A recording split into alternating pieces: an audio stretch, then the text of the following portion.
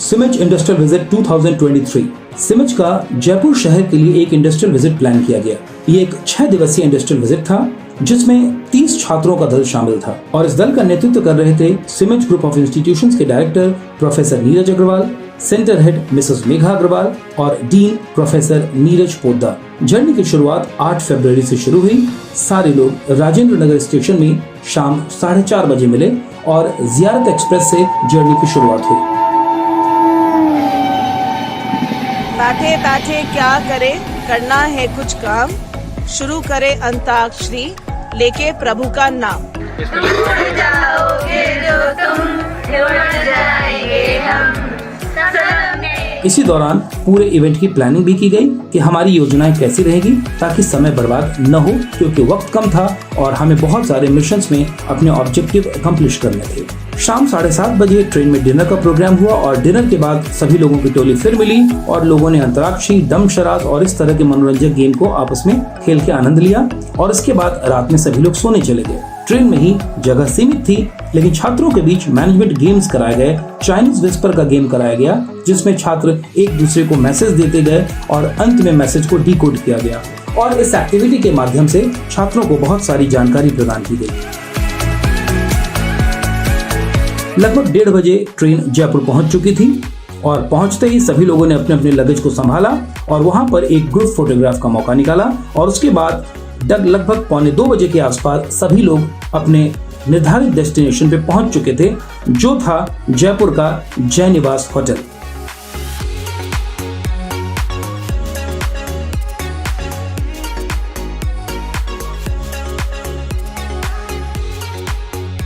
उसके बाद होटल में ही सभी लोगों ने लंच लिया। लगभग 3:30-4 बजे के आसपास टीम तैयार होकर सिटी पैलेस के भ्रमण के लिए निकली, जो कि पिंक सिटी में एक बहुत प्राइम लोकेशन पर लोकेटेड है। धरती झोरारी, धरती झोरारी, धरती झोरारी।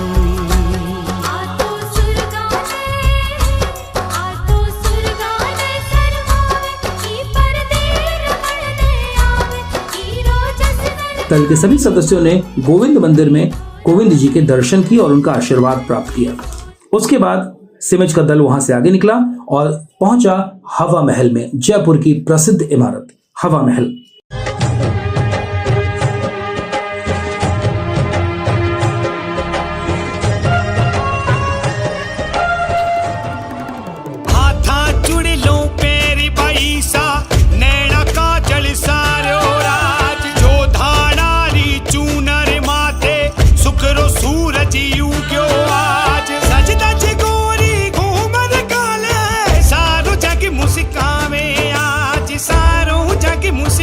पूरे पिंक सिटी को यानी गुलाबी शहर को लोगों ने शिद्दत से देखा।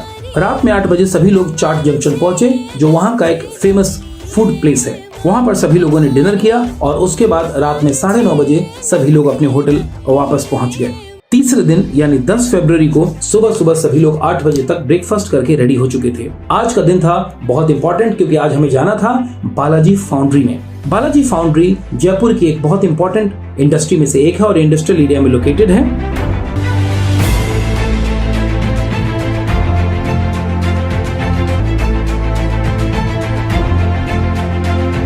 और सिमेज के दल ने बालाजी फाउंड्री के 3rd एवं 5th यूनिट को विजिट किया, जो इंडस्ट्रियल एरिया में ही स्थित है।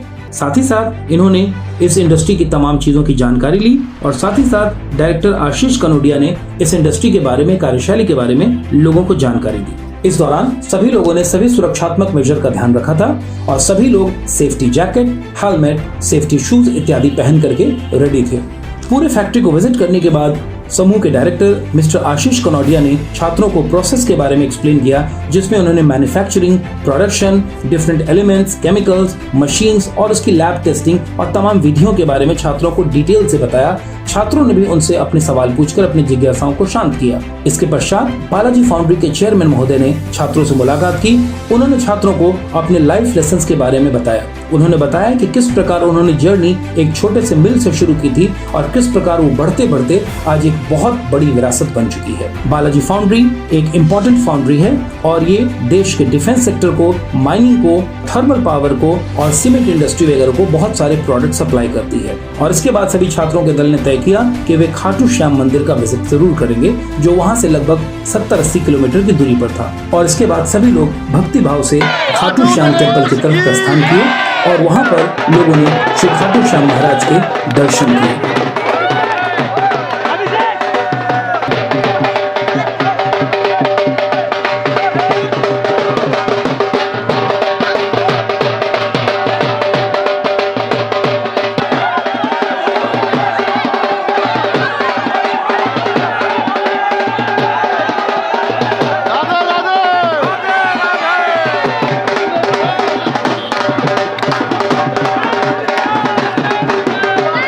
उसके बाद 10 बजे तक सभी लोग होटल वापस पहुंचे और होटल पहुंचने के बाद सभी लोगों ने सबसे पहले डिनर किया और 10:30 बजे से रात 12 बजे तक केस स्टडी की गई।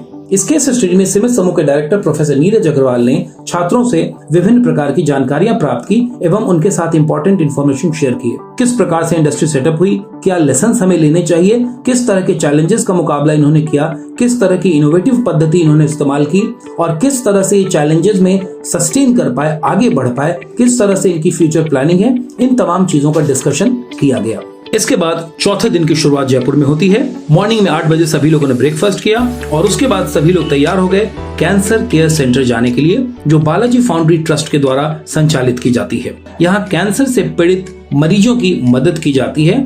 19 साल तक की उम्र के बच्चों के लिए यहाँ रहने, खाने पीने और पढ़ाई की व्यवस्था की जाती है ताकि वे लोग यहाँ रह सकें और उसके पश्चात वे वहाँ पर इलाज करा सकें। इसके पश्चात टीम पहुंची जयपुर फुट। जयपुरिया फुट एक बहुत इंपॉर्टेंट नाम है और इसे किसी परिचय की जरूरत नहीं है। वे लोग जो किसी हादसे में अपने पांव खो बैठते हैं, उनके लिए जयपुरिया फुट द्वारा कृत्रिम फुट का निर्माण किया जाता है, कृत्रिम पैर का निर्माण किया जाता है। यहाँ छात्रों ने कृत्रिम पैर बनाने की पूरी विधि का शुरू से अध्ययन किया। यहाँ लोगों ने देखा कि किस प्रकार से पैर को बनाया जाता है, उनकी मोल्डिंग की जाती है, कास्टिंग की जाती है, किस प्रकार से अलग अलग हिस्सों को जोड़ा जाता है और किस प्रकार से कस्टमाइज पैर बनाया जाता है। यहाँ छात्रों ने 2 दिव्यांग व्यक्तियों से भी मुलाकात की। इनमें से एक वो थे जो एक हादसे में अपना पैर गंवा चुके थे, लेकिन जयपुरिया फुट पहनकर वे अपने दैनंदिन सारे कार्य बहुत अच्छे तरीके से संचालित कर पा रहे थे। उन्होंने लोगों को चलकर, दौड़कर, टेबल पर से कूदकर, जमीन पर बैठकर और नाचकर बताया कि वो कितनी सहजता से अपने कार्यों को संपादित कर पाते हैं।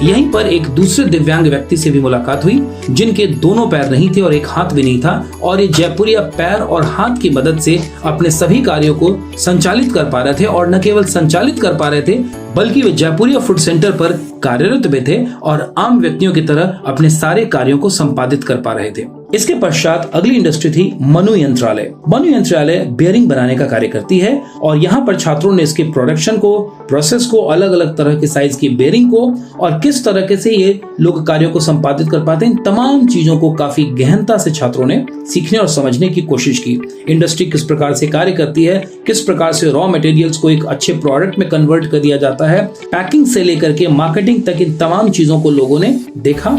यहाँ पर यह बात महत्वपूर्ण थी कि ये कंपनी 0 डिफेक्ट को मेंटेन कर पा रही थी। इसके पश्चात तमाम फैक्ट्री का भ्रमण करने के बाद और इंडस्ट्रीज की तमाम प्रोसेसेस को समझने के बाद छात्रों ने वहाँ के डायरेक्टर मिस्टर M.K. भंतिया से तमाम तरह के सवाल जवाब को जाना और अपनी जिज्ञासाओं को शांत किया। उन्होंने छात्रों को कई महत्वपूर्ण जानकारी भी प्रदान की। मनु यंत्रालय के पश्चात सफर को आगे जारी किया गया। सीतापुर इंडस्ट्रियल एरिया में प्रस्थान किया गया, जहाँ पर जीनस पावर का एक संयंत्र है। वहां पर छात्रों ने इस इंडस्ट्री को विजिट किया और यहाँ पर लोगों ने स्मार्ट मीटर को के मैन्युफैक्चरिंग को, उनके प्रोसेस को, उनकी असेंबलिंग लाइन को और इन तमाम चीजों को, इनके वर्क प्रोडक्शन सिस्टम को, इन तमाम चीजों को छात्रों ने समझा। जीनस पावर न केवल स्मार्ट मीटर का उत्पादन करती है बल्कि इसे एक्सपोर्ट भी करती है। उसके पश्चात वहाँ के निदेशक महोदय ने छात्रों को इस प्रोसेस के बारे में तमाम जानकारियों से अवगत कराया और उसके पश्चात रात में सिमेज की टीम पहुंची चोखी धानी। जयपुर में चोखी धानी एक जाना माना नाम है। राजस्थानी पारंपरिक परंपराओं से लोगों को अवगत कराता है और राजस्थान की मिट्टी बसी है यहाँ। तो चोखी धानी में छात्रों ने खूब एंजॉय किया।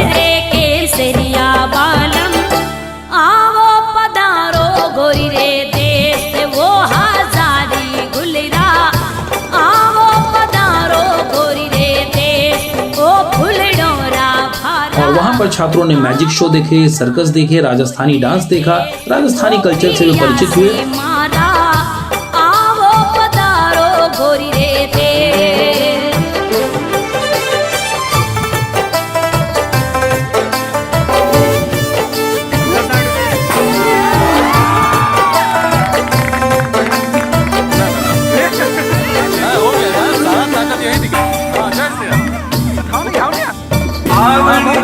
वहाँ पर छात्रों ने एलिफेंट राइड किया, कैमल राइड किया। गिनता गिनता घिस गई आंगलियां रे, गिनता गिनता घिस गई आंगलियां रे, बड़ा सा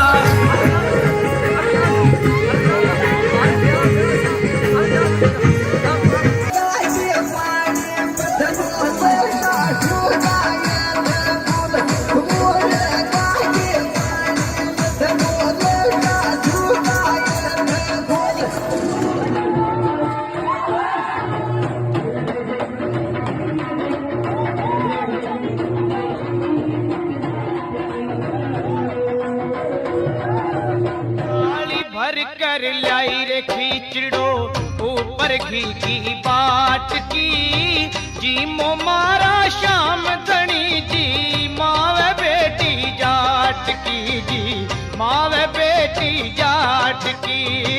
थाली भर कर लाई रे खींचड़ो, थाली भर कर लाई रे खींचड़ो ऊपर घी की बाट की, जी मो मारा और तरह तरह के राजस्थानी पकवानों का लुत्फ उठाया। जाट की जी, मावे बेटी जाट की।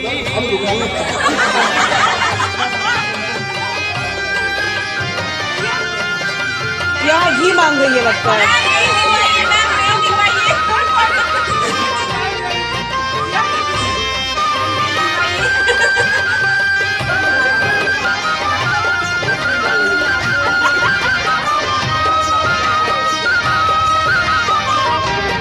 आगे बीच में ओ पाप मारो क्या करते हैं जी? ठीक है, बड़ो खा लो। आवे लो पाप मारो आवे लो, उनके भरोसे बैठो रहो तो कोई। इंडस्ट्रियल विजिट के 5वें दिन यानी 12 फरवरी को ब्रेकफास्ट का टीम सुबह 8 बजे ही तैयार हो गई और सबसे पहले विजिट किया गया मोती जुंगरी का। और वहाँ प्रसिद्ध गणेश जी के मंदिर में लोगों ने गणेश जी के दर्शन किए।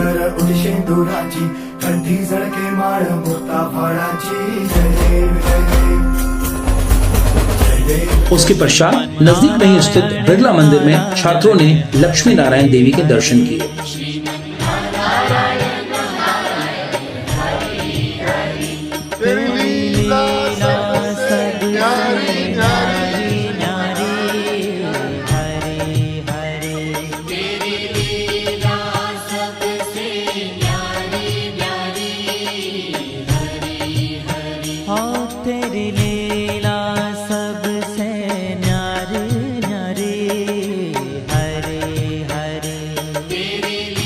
उसके बाद बस में स्नैक्स खाते हुए लोग आगे बढ़ते चले गए और उसके बाद बारी आ गई राजस्थान के प्रसिद्ध पर्यटन स्थल जल महल की।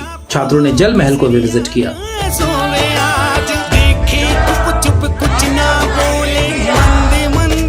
और उसके बाद सिमज का दल पहुंचा आमेर फोर्ट, राजा मान सिंह के पैलेस में। और वहां पहुंच करके छात्रों ने उस पैलेस को विजिट किया। वहां उन्होंने वहां के म्यूजियम्स को देखे, शीश महल को देखे और इस जगह का उन्होंने पूरा आनंद उठाया।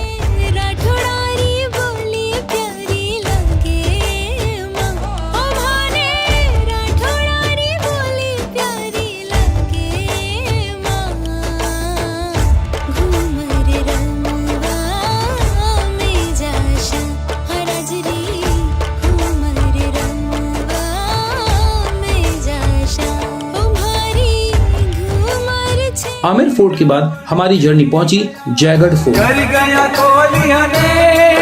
जयगढ़ जो दुनिया के सबसे विशालतम तोप के लिए जाना जाता है और वहां पर दुनिया का सबसे बड़ा तोप स्थित है।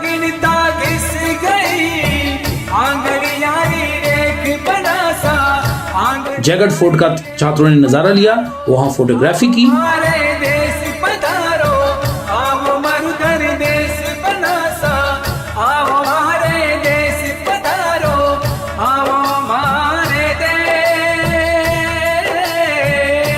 और उसके बाद वहां से हमारा काफिला आगे बढ़ा Nahargarh fort. Nahargarh fort sunset view के लिए एक प्रसिद्ध जगह है। वहां से पूरा जयपुर शहर दिखता है और पूरी टीम जब वहां पहुंची तो वहां सनसेट का पूरा लुत्फ लिया और डूबते सूरज के साए में लोगों ने नाहरगढ़ फोर्ट से पूरे जयपुर शहर को देखा। छात्रों ने वहां पर स्नैक्स भी लिए और उसके बाद वहां पर लंच भी किया। वहां से सिमज का दल वापस पहुंचा आमेर फोर्ट और वहां लोगों ने लाइट एंड साउंड का लुत्फ लिया। जयपुर का लाइट एंड साउंड दुनिया के जाने माने लाइट एंड साउंड शो में से एक है।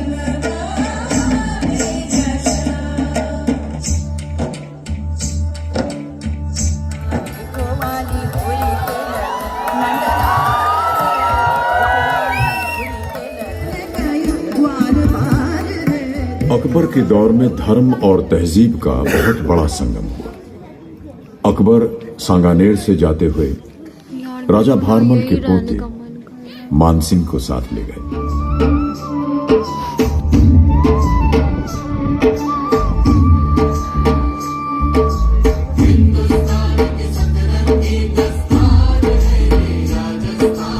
लाइट एंड साउंड का लुत्फ लेने के बाद अब जयपुर में छठा दिन यानी 13 फरवरी और 4:30 बजे हमने होटल छोड़ दिया क्योंकि सुबह हमें double decker train Jaipur station पर पकड़ना था। डबल डेकर ट्रेन से जयपुर से टीम दिल्ली के लिए चली। 13 फरवरी को दिल्ली में लगभग 10:30 बजे हमारा काफिला पहुंचा। उसके बाद सीधा हमने यूपी के ग्रेटर नोएडा की तरफ रुख किया क्योंकि अब हमारी अगली मंजिल थी बिमटेक इंस्टीट्यूशन।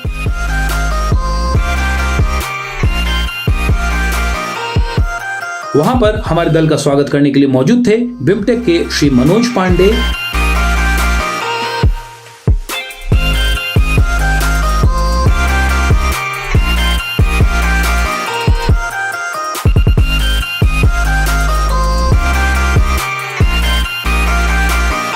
वहां पर चाय और नाश्ते के बाद लोगों ने 6 हैट्स ऑफ थिंकिंग और अदानी कंट्रोवर्सी पर सेशन अटेंड किया। गहन विचार विमर्श हुआ और इस केस स्टडी को डिस्कस किया गया।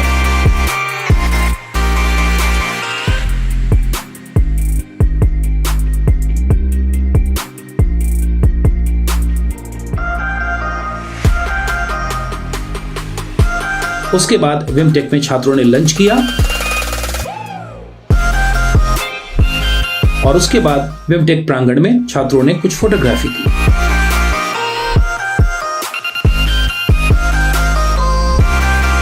और शाम में 5 बजे दिल्ली से तेजस एक्सप्रेस ट्रेन को पकड़कर लोग पटना के लिए प्रस्थान किए। सुबह 5 बजे सभी लोग पटना जंक्शन पहुंच गए और इस प्रकार इस इंडस्ट्रियल विजिट की सुखद समाप्ति हुई।